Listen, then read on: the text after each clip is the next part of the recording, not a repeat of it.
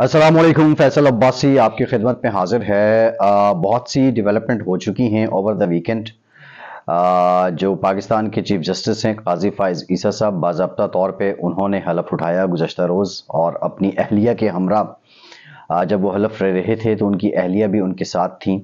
और ये पाकिस्तान की तारीख़ का अनोखा सिलसिला है और बड़ा मुनफरिद ये दिन था कि जब एक शख्स जिसने जो हलफ ले रहा है चीफ जस्टिस ऑफ पाकिस्तान का, और जिस पोडियम पे वो मौजूद हैं हलफ लेने वाले, और उस पोडियम पे वहाँ पर उनकी अहलिया भी मौजूद हैं। और ज़ाहिर है ये पैगाम था, एक तो नंबर वन पैगाम जो है वो विमेन एम्पावरमेंट का है, और दूसरा पैगाम ये भी है कि जो आपका शरीक सफ़र है उसका आपकी तरक्की में या आपका कहीं किसी मंजिलत पे पहुँचने में बड़ा कलीदी किरदार होता है। और इस पिक्चर को लेकर लोग अपने अपने तय इसके तज्ज़िये भी पेश करते रहे, इससे मुतालिक बात भी करते रहे, लेकिन मेरी नज़र में ये बड़ी पावरफुल पिक्चर थी उन तमाम औरतों के लिए जो अपनी ज़िंदगी में आगे बढ़ना चाहती हैं। तो उसकी मिसाल एक ये भी है कि अगर आप अपने शरीक सफ़र को, खा वो औरत हो या मर्द, सपोर्ट करेंगे तो आपके लिए कहीं ना कहीं जो आपके मकासद हैं, जो गोल्स हैं, ऑब्जेक्टिव्स हैं, वो आप उनको कहीं ना कहीं अचीव कर लेंगे। वैसे तो बहुत सी बातें मैं करना चाह रहा था, लेकिन मैं सोच रहा हूँ कि जो हमारा वीलॉग का सिलसिला है इसमें कुछ रीजनल पॉलिटिक्स पे भी आया जाए। पाकिस्तान में तीन बड़ी सियासी जमातें हैं जिनमें PMLN है, PTI है, पीपल्स पार्टी है। लेकिन ये सियासी जमातें कहीं ना कहीं मरहून मिन्नत होती हैं उन जमातों की जिनकी 10-12 सीट्स असम्बली में होती हैं, खा वो कौमी हो या वो प्रोविंशियल असम्बली हो। हम पाकिस्तान की सियासत में ये जो इलाकाई जमातें हैं, खा वो BNP मैंगल हो, खा वो NAP हो, खा वो ANP हो, या मजहबी जमातों की सूरत में जो इलाकाई जमातें हैं, JUI हो, जमात इस्लामी, वैसे तो वो एक पूरे पाकिस्तान में है उसका सिलसिला, लेकिन उसके नंबर्स देखा जाए तो वो भी एक लिमिटेड नंबर्स आते हैं। तो हम इन जमातों को मिस नहीं कर सकते। वैसे तो वो अवामी मुस्लिम लीग, शेख रशीद साहब गिरफ्तार हो गए हैं, उनकी वो एक अनोखी जमात है कि एक ही उनकी सीट है और उसी एक ही सीट के बलबूते पे वो कलीदी वजारतें भी रहते रहे हैं। बहरहाल वो पिंडी की अगर सियासत की बात करें तो वो PTI को सपोर्ट करना या PTI की सपोर्ट लेना उनकी मजबूरी इसलिए थी कि इससे पहले एक इलेक्शन हुआ था जिसमें मुस्लिम लीग नून के एक UC चेयरमैन थे मलिक शकील अवान।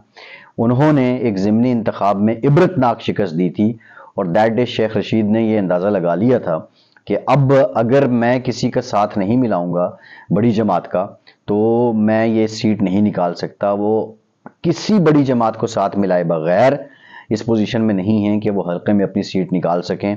और फिर उनको जिला बख्शने के लिए 2018 के इंतखाब में हमने देखा कि हनीफ अब्बासी साहब नाअहल भी हुए और अभी तक उनका केस सुप्रीम कोर्ट में चल रहा है। आज ANP की बात करूंगा। ANP के जो सरबराह हैं एमल वली खान साहब, वैसे तो असफंदियार वली खान हैं, लेकिन असफंदियार वली खान साहब बवजह अलालत और इस तरह पॉलिटिक्स में एक्टिव नहीं हैं। और असफंदियार वली खान एक बड़े कद काठ के मालिक हैं, जाहिर है वली खान के साहबजादे हैं, और फिर बाचा खान की ये जमात है। 100 इख्तलाफ से ही, लेकिन ANP का जो सिलसिला रहा, जो वर्सा रहा है, वो पश्तूनों में एक लिबरल जमात तस्वुर की जाती है। और इनके जो अमायदीन या अकाबरीन रहे हैं, आप किसी सूरत ये नहीं कह सकते कि वो सियासत में कोई बड़े नाम नहीं थे, उनका कद काट नहीं था, वो अपने नज़रियात के साथ पक्के रहे। लेकिन अब हुआ ये है, ये जिस मौजूदा हम ANP की बात करें तो 2008 से 2013 तक KPK में इनकी हुकूमत रही है। 2013 के इंतखाबात में इनको इबरतनाक शिकस्त हुई PTI के हाथों KPK में, और 2018 के इंतखाबात में भी ये सिर्फ नेशनल असेंबली की एक सीट जो अमीर हैदर होती साहब वाली निकाल सके, और चंद सीटें ये KPK जो इनका गढ़ है वहां पे इन्होंने निकाली। सेनेट इंतखाबात में एक सेनेटर ये अपना बलूचिस्तान से मुंतखब करवाने में कामयाब हो गए थे। लेकिन अब ये बुनियादी वजूहात क्या हैं? यहाँ ANP में कुछ माइंड्स ऐसे थे कि जिनके बारे में हम कह सकते हैं, हम उनकी सोच से, हम उनके नज़रिए से इख्तलाफ कर सकते हैं, लेकिन हम उनकी काबिलियत से इख्तलाफ नहीं कर सकते। अफरासियाब खटक बहुत काबिल, जाहिद खान इंतहाई काबिल सियासी कारकुन, बुशरा गौहर, फिर इसी तरह सवात से वाजिद खान। और अब मामला ये है कि ये लोग ANP का हिस्सा नहीं है। बुशरा गौहर और अफरासियाब खटक साहब तो 2018 में ही उनको शो कॉज दिए गए और उसके बाद वो पार्टी से अलहदा हो गई या पार्टी ने उन्हें निकाल दिया। एमएल वली खान साहब जब से पार्टी की क़यादत संभालते हैं तो एएनपी के मामलात गड़बड़ हो जाते हैं और वो आए दिन कोई ना कोई ऐसी बात करते हैं, वो कोई ना कोई ऐसा सिलसिला या ऐसी शुरली छोड़ देते हैं जो उनकी पार्टी के नज़रिए के खिलाफ भी है और जो मौजूदा मारूजी हक़ाइक़ हैं सियासत के, वो उनके भी बरक्स होती है। हाल ही में अगर मैं बात करूं, उन्होंने एक ट्वीट किया, उन्होंने कहा मेरी कौम अफगान थी, अफगान है और अफगान रहेगी और हर पश्तून अफगान है, लेकिन हर अफगान पश्तून नहीं है। लेकिन कुछ हक़ाइक़ ऐसे हैं, हम अफगानिस्तान को देखें तो अफगानिस्तान जो मुल्क है ये 1920 में के करीब करीब कहीं जाके बाज़ाब्ता मुल्क बनता है और हम पाकिस्तान की बात करें तो पाकिस्तान 1947 में बनता है।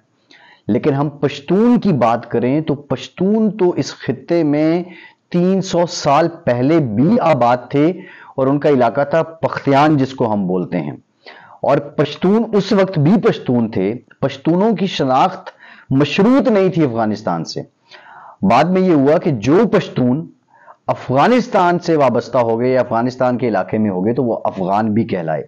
आप अगर पेशावर में चले जाएं, आप मर्दान में चले जाएं तो यहाँ पे कुछ खानदान आपको ऐसे मिलेंगे कि जिनके 300 400 साल पुराने कब्रिस्तान हैं और उस पे खान लिखा हुआ है, पश्तून लिखा हुआ है, और वो अफगानिस्तान की जो सरहदी जो तकसीम है और सरहदी तकसीम के बाद अफगानिस्तान वजूद में आता है तो वो उस अफगानिस्तान या अफगान का जो एक नजरिया सामने आया उससे पहले के पश्तून हैं।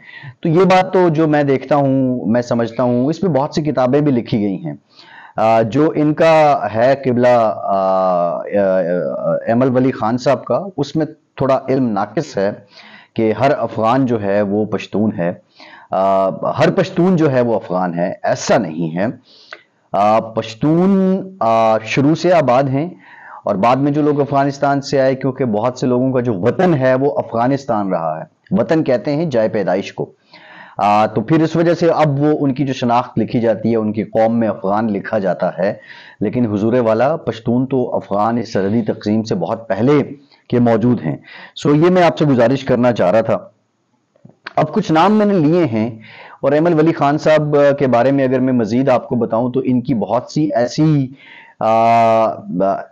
समझ लीजिए कि प्रीमैच्योर किस्म की स्टेटमेंट्स पहले भी आ चुकी हैं। इस वक्त शदीद तहफ़्फ़ुज़ात का और अंदरूनी जो खलफशार है एएनपी उसका शिकार है। नज़रियाती लोग यकीन मानिए, मैं समझता हूं कि जो पश्तून हैं उनमें एएनपी जो लिबरल विग है, जो जदीद मईशत है, ये जो जदीद उसलूब सियासत हैं, उसमें एएनपी जैसी जमात कोई नहीं थी। लेकिन एमएल वली खान साहब की जो एक नाक़िस इल्म है, अपने नज़रिए से खुद वाकिफ नहीं है, इस वजह से एएनपी को नुकसान पहुंच रहा है। और एएनपी के बहुत से जो लोग हैं, जो सीनियर कायदीन हैं, वो भी इस बात से मुत्तफिक हैं।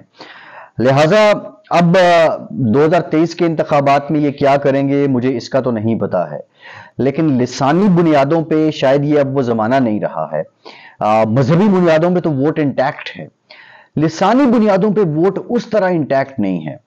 आप देखें कि कराची में एमक्यूएम सफ़र कर रही है, आप देखिए कि जो दीगर लिसानी जमातें हैं, कौम परस्त जमातें हैं, वो जाके सफ़र कर रही हैं। अब वोटर डिलीवरी मांगता है, वोटर ये पूछता है कि आपने किया क्या है।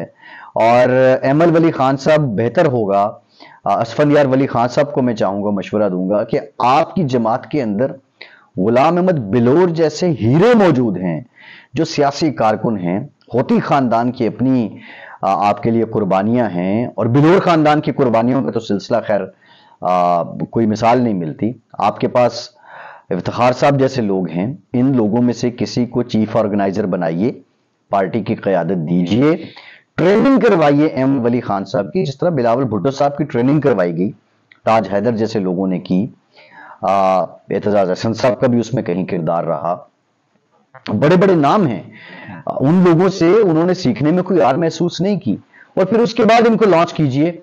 ये ज्यादा बेहतर होगा कि बजाय इसके कि आप ये अफगान पश्तून इस बहस में एक लिसानी नया सिलसिला छेड़ें और लोगों को इस्तेमाल करने की कोशिश करें और मुल्क की यकजहती और यगानगत को नुकसान पहुंचाएं अपनी सियासत के लिए। सो ये मेरा मशवरा है असफंदियार वली साहब को بہت شکریہ آپ کا، اجازت دیجیے۔